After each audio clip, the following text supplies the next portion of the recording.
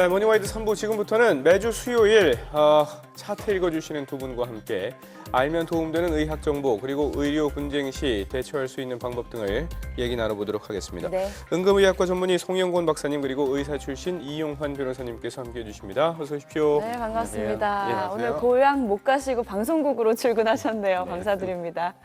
자, 그동안 두 분과 함께 소개된 사연이 총 38건이나 된다고 합니다. 네. 어쨌든 많은 분들의 이야기를 들어드린 것 같아서 사명감이 더욱 높아지는데요. 예. 그래서 오늘은 또 특별히 이맘때 꼭 알아야 하는 의학 정보 3가지를 짚어보도록 하겠습니다. 네, 그동안 차트 보시면서 많은 분들께서 도움됐다는 얘기들도 해주셨는데요.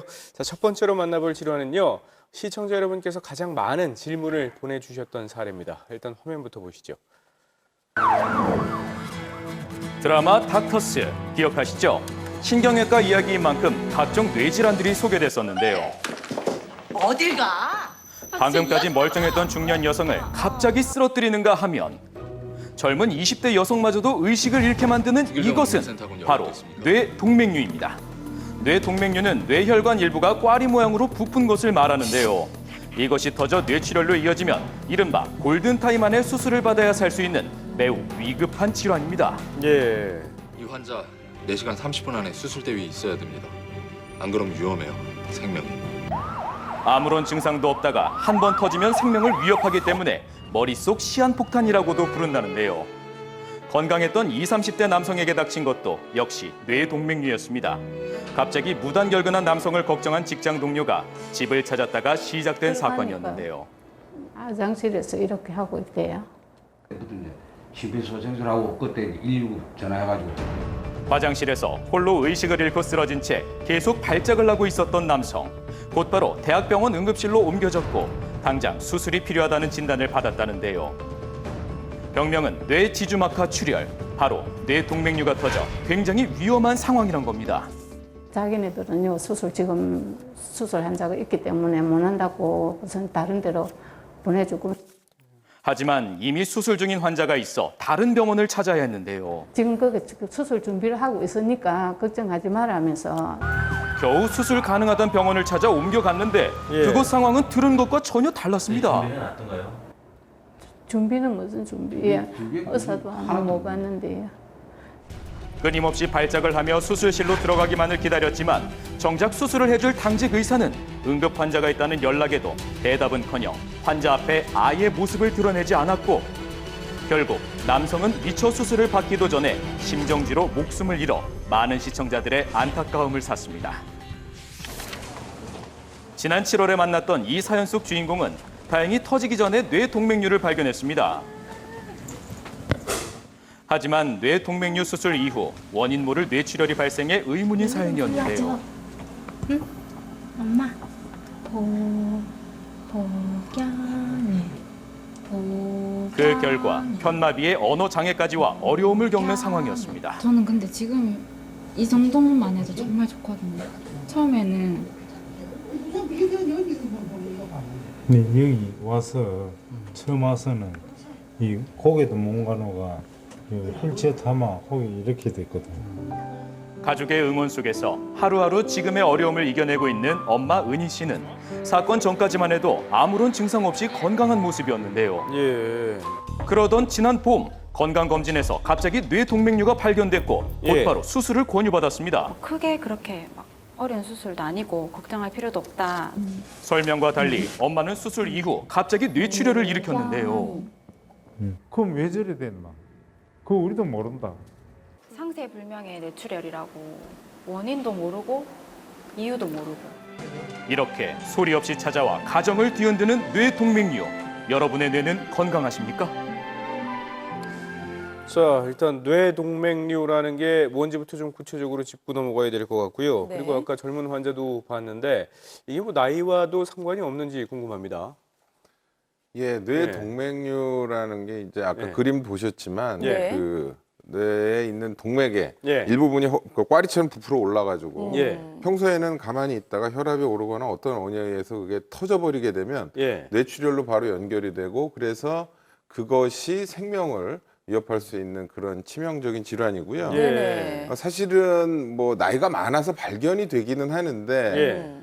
발병 자체가 젊은 사람들한테도 많이 되는 거는 아니고 그래요? 기존에 다 갖고 계시는데 발견이 요즘에 MRI나 CT 이런 것들이 예. 그 활성화되어 있기 때문에 젊은 층에서도 많이 발견된다. 어허. 이런 병이라고 알고 계시면 될 것 같습니다. 그렇군요. 네. 예.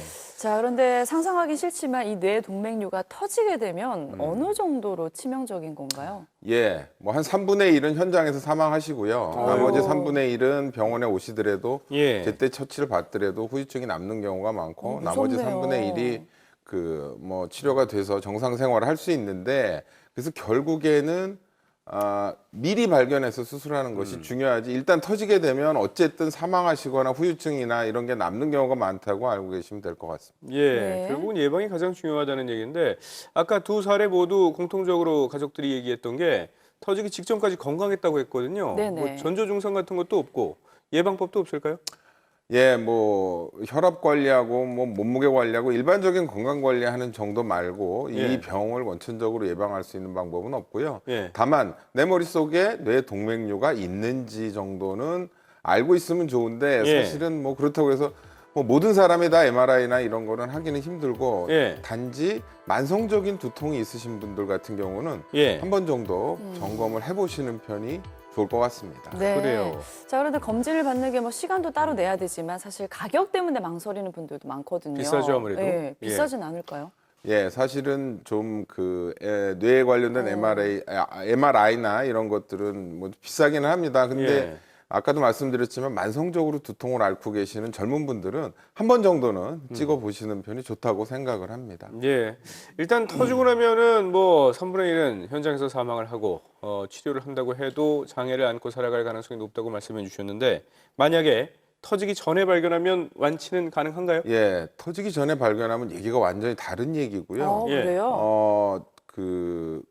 터지기 전에 예. 꽈리처럼 부풀어 오는 부분을 제거하거나 예. 네. 아니면 지금 그림에서 나오시는데요. 예. 그 사타구니나 이런 그 대퇴동맥으로 타고 예. 와이어를 넣어서 그 문제가 생긴 뇌동맥류를 잘라내는 것이 아니라 그 안에다가 코일, 철사 같은 걸 얇은 철사 같은 걸 많이 넣어서 스스로 없어지게 굳어버리게 하는 그런 치료를 할 수 있습니다. 그래서 이 치료는 성적이 굉장히 좋은 편이고요. 예. 그래서 미리 터지기 전에 저런 처치를 한다고 그러면 사실은 완치 가능한 병이라고 얘기할 수 있겠습니다. 네, 예. 미리 발견하는 게 참 중요한 것 같아요. 네. 네. 추석 지나고 올해 안에라도 꼭 시간 내셔서 검진 받아보시면 좋겠습니다. 예. 자, 변호사님 다음으로 알아볼 사례는 어떤 사건인가요? 네.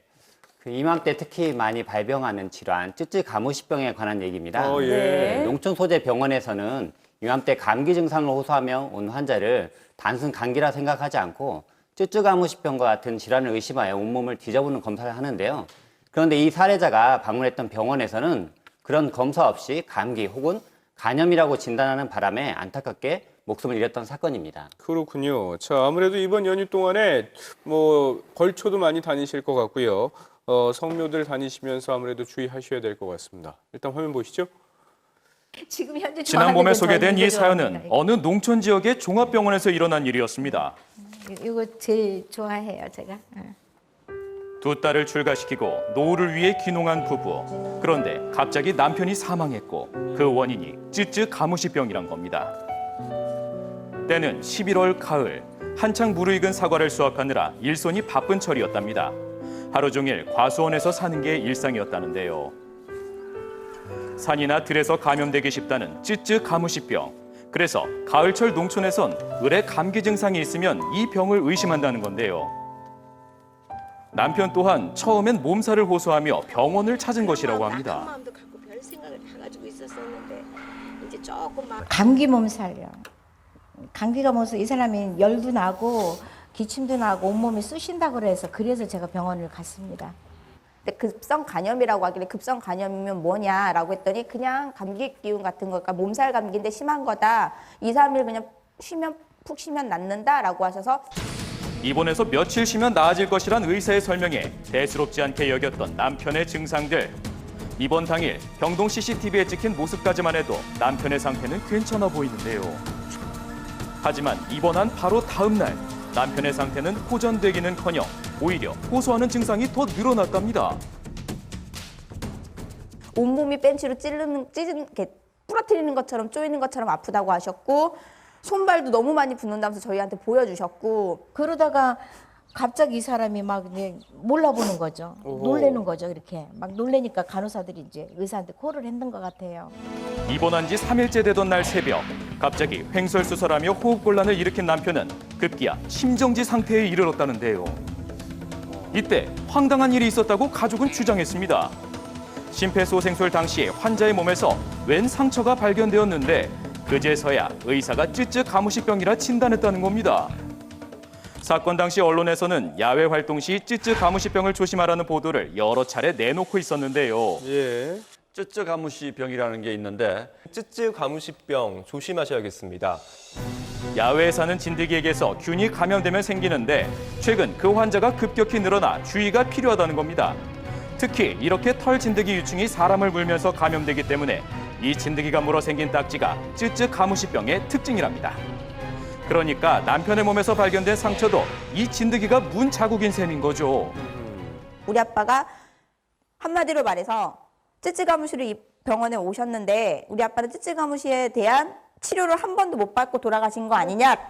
진작 제대로 검사하지 못해 그 상처를 발견하지 못했다는 사실에 남편과 아버지에 대한 그리움이 더 사무치는 가족입니다. 보통 아버지랑 똑같죠. 무뚝뚝하고 대화도 많이 못 해보고 그냥 마지막 말이 그냥 온몸을 쑤시는 것처럼 아프다는 소리밖에 못 들어서 되게 조금. 이렇게 목숨을 앗아간 쯔쯔 가무시병. 대체 무엇을 조심해야 할까요? 이 쯔쯔 가무시라는 병이 참 황당한 병입니다. 이만한 예. 진드기 하나로 목숨까지도 잃을 수 있는 건가요? 예, 그 병 자체는 사실은 그렇게 무서운 병은 아닙니다. 항생제 제때 쓰면 다 예. 나을 수 있는 병입니다. 다만 그 시기를 놓치게 되면 약 40%에서 뇌수막염이라든가 다른 합병증이 발견이 돼서 사망할 수 있는 가능성이 있습니다. 예. 자, 그럼 빨리 발견을 해야 될 텐데 뭐 어떤 걸 보고 어떤 증상을 보고 알 수 있을까요? 예, 사실 처음에 나타나는 증상은 굉장히 비특이적입니다. 열나고 근육통 있고 감기 몸살 이런 증상이기 때문에 예. 좀 알기는 힘듭니다. 다만 가피를 발견하면 진단을 거의 확실하게 할 수가 있죠. 예. 예. 가피라는 게 뭔가요? 예, 쉽게 얘기해서 아까 그림에서도 나왔지만 그 진드기가 문 자국이 시간이 지나면서 낫는 그 상태가 지금 그림에 보입니다. 저런 예. 게 가피입니다. 열나면서 증상이 있는 환자가 농촌 지역에서 2주 안에 뭐 야외 활동을 했다. 이런 예. 경우에 가피가 발견되면 거의 진단을 해서 약을 쓰게 돼 있죠. 예. 자, 그러면 항생제만 맞으면 낫게 되는 건가요? 네, 그렇습니다. 예. 자, 그러면 쯔쯔 가무시병 외에도 이렇게 야외 활동이 많을 때 우리가 조심해야 될 게 어떤 병이 또 있을까요? 예, 사실은 쯔쯔가무시병은 그 중에서 굉장히 그 경과가 좋은 편이고요. 예. 우리가 렙토스피라병, 유행성 출혈열, 쯔쯔가무시 요 3대 열성 질환을 주의해야 되겠습니다. 그래서 예. 사실은 이런 지역의 예. 응급실에서는 이런 환자들이 오면 처음에 요 세 가지에 대한 항체 검사 바로 들어가면서 예방적인 치료를 미리 하기 때문에 크게 걱정하실 수 없겠습니다. 다만 예방이 중요하고 그 예방에서는 야외 활동을 하실 때 팔다리나 이런 노출을 막는 게 중요하다고 할 수 있겠습니다. 예, 예. 네. 이번 사건은 어쨌든 오진으로 이렇게 빨리 병을 발견하지 못했다는 게 참 안타까운데요. 네. 이런 일을 당하면 정말 당황스러울 것 같아요, 변호사님. 이런 네네. 경우가 많은 편인가요? 네, 일반인들은 의학적 지식이 전혀 없기 때문에 의료사고가 발생하고 있는데도 모르는 경우가 많습니다. 그럴 때 예. 좀 많이 안타깝죠. 그렇죠. 그럼 어떻게 대응을 해야 될까요? 예. 그러니까 일단은 제일 먼저 진료 기록부를 확보하는 게 중요합니다. 어허. 그러니까 진료 기록부를 확보한다 하더라도 예. 전부를 확보하는 것이 굉장히 중요하고요. 예. 두 번째로는 사망 사고의 경우에는 경찰을 통해 부검을 의뢰하고요.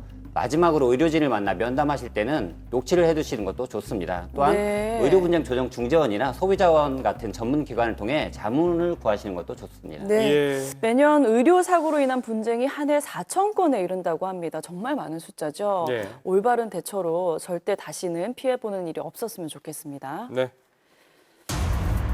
방영 이후 많은 시청자들의 문의가 있었던 사연입니다.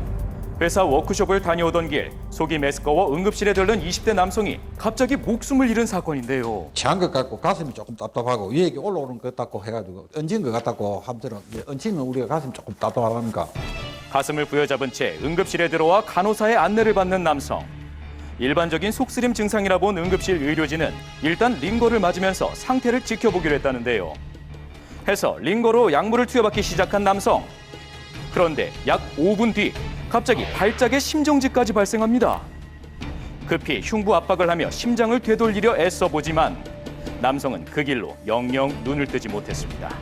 겨우 2시간 사이에 벌어진 일입니다. 사망하는 날 낮에 12시나 돼서 저한테다가 이렇게 사진을 보냈어요. 그게 이제 그만 영정사진이 돼버렸어요. 그 사진이. 사건이 있던 날 산 정상까지 올라갔다 내려올 정도로 멀쩡했던 아들을 그렇게 잃고만 겁니다. 의문스러운 죽음에 부검이 진행되었습니다. 사망 원인은 아나필락시스, 즉 약물 쇼크란 추정이었는데요. 아나필락시스는 약물 알레르기 질환 중 하나입니다. 혈관을 통해 퍼지는 약물을 우리 몸이 적이라 여기게 되면 면역 물질을 내뿜기 시작하는데요. 이 때문에 갑자기 사망에까지 이를 수 있는 무서운 질환으로 알려져 있습니다. 몸살 기운이나 속쓰림, 장염 같은 증상이 있으면 을에 찾아가서 링거를 놓아달라 요구하는 응급실 문화. 과연 괜찮은 걸까요? 또 다른 응급실 사건입니다. 교통사고로 인근 대학병원 응급실에 이송되었던 한 여고생의 이야기였는데요. 그래서 가서 보니까 막상 보니까 애가 멀쩡하더라고요. 약간 얼굴에만 타박상 있고. 그때만 해도 아이는 괜찮았고. 그럼요. 생각을 해보세요. 지 걱정을 안 하고 친구 걱정을 하고 있었는데. 이 사고라는 정황을요. 정확하게 나한테 얘기를 해주는 거예요. 골반 골절 진단을 받고 응급실에 누워있던 이 여학생은 계속 복통을 호소하며 처치를 기다렸다는데요. 결국 다음 날 새벽 심정지를 일으킨 아이는 목숨을 잃고 말았습니다. 엄마는 하염없이 기다리게 한 응급실 탓이라 주장했습니다. 의사는 많이 왔다 근데 자꾸 이게 피가 나오니까 어디서 나온지 이걸 빨리 하라 하더니 기다리세요. 기다리더니. 게다가 우리나라 최고의 대학병원 응급실이란 곳에서 이런 대우를 받게 될 줄은 몰랐다고 말했습니다. 대부분 사람들이 그러잖아요. 큰 병, 애기 다쳐서 갔으면은 큰 병 다 안심을 할 거 아니에요. 누가 이렇게 될 줄 알았겠어요? 특히 명절에 환자가 2~3배는 더 늘어나 치료받기 힘들다는 응급실. 이처럼 안타까운 일이 더 없으려면 어떻게 해야 할까요? 자, 변호사님, 실제로 이렇게 응급실과 관련된 갈등이 많은 편인가요? 네, 그렇습니다. 예. 지금 방금 보신 것처럼 네. 응급실에서 주사 맞다가 갑자기 문제가 발생했다고 주장한 사건, 응급실에 갔더니 의사가 나타나지 않아 진단이 늦어졌다. 또 의사가 대충 처치해줬다고 문제를 제기하는 경우 등 아무래도 총각을 다투는 응급 환자들이 모이는 곳이다 보니 이런 갈등도 좀 많은 것 같습니다. 그렇군요. 자, 그런데 이제 명절 때 꼭 그런 일 생기는데요. 좀 스트레스 받아서 몸살이 났거나 기름진 음식 먹고 배탈 났을 때 당장 좀 응급실 가서 링거 한 대 맞았으면 좋겠다 이런 생각 하시거든요. 자, 그런데 이런 약물 부작용 같은 게 문제가 생기면 어떻게 되는 건가요? 응급실에 가면 실제로 사전에 문진이라고 해서 본인의 병력을 물어봅니다. 이때 대답을 잘 해주셔야 되고요. 사실 이런 약물 알레르기나 부작용이 일어나고 나면 답은 별로 없는데요. 본인이 어떤 약에 대해서 어떤 음식에 대해서 부작용이나 간지러움, 메스꺼움, 구토증이 있었는지를 평소에 알고 계시고 그다음에 응급실에 가셨을 때 그런 정보를 의료진한테 정확하게 알려주는 것이 좋겠습니다. 그렇군요. 아무래도 환자가 많으니까 사고도 많고 또 갈등도 많을 수밖에 없을 것 같은데 저만 해도 별로 이렇게 증상이 무겁지 않아도 응급실부터 찾게 되거든요. 이러다 보니까 문제가 더 많이 발생하기도 하는 것 같습니다. 직접 경험을 많이 해보셨을 텐데 응급실 경험 좀 얘기해 주시죠. 사실은 그 추석 때는 응급의학과 의사나 응급실 지키는 사람 되게 싫어합니다. 구정 때도 마찬가지고요. 다른 의료기관이 문을 닫기 때문에 몰리는 것이 사실인데 너무 바쁘시죠. 그 오시는 것 자체를 저는 오라고 말씀드리지는 않고요. 다만 주변에 있는 작은 응급실부터 찾아서 큰 응급실로 가야 된다는 것을 말씀드리고요. 왜냐하면 응급실이 워낙 과밀화되어 있기 때문에 큰 병원만 선호해서 큰 병원으로만 가시면 정말 진료받아야 될 중증 환자들이 큰 병원에 진료를 못 받는 일이 있기 때문에 그런 부분을 조금 양해해 주시고 또 하나는 응급실의 진료 순서는 선착순이 아니고 중증도 순이라는 거 좀 제발 알아주셨으면 좋겠습니다. 중증 환자를 먼저 보고 경증 환자는 좀 기다릴 수 있다는 거 양해해 주시면 좋을 것 같습니다. 환자 받았던 가장 많은 환자 수가 몇 명인가요? 제가 한 400여 명 가까이 추석 연휴 이튿날 봤는데요. 하루에요? 그래서 아무 생각이 안 나는 상황이고 지금도 응급실을 지키고 있는 선생님들 고생 좀 하시라는 말씀 드리고 이용하시는 환자분이나 조금 조금 양해를 해주시는 편을 부탁드립니다. 네, 근데 응급실을 고집하지 않더라도 연휴 동안 문을 여는 병원이나 약국이 있거든요. 119 구급상황관리센터 129번이나 보건복지부 콜센터 129번으로 문의하시면 된다고 하니까 기억해 두시면 좋겠습니다.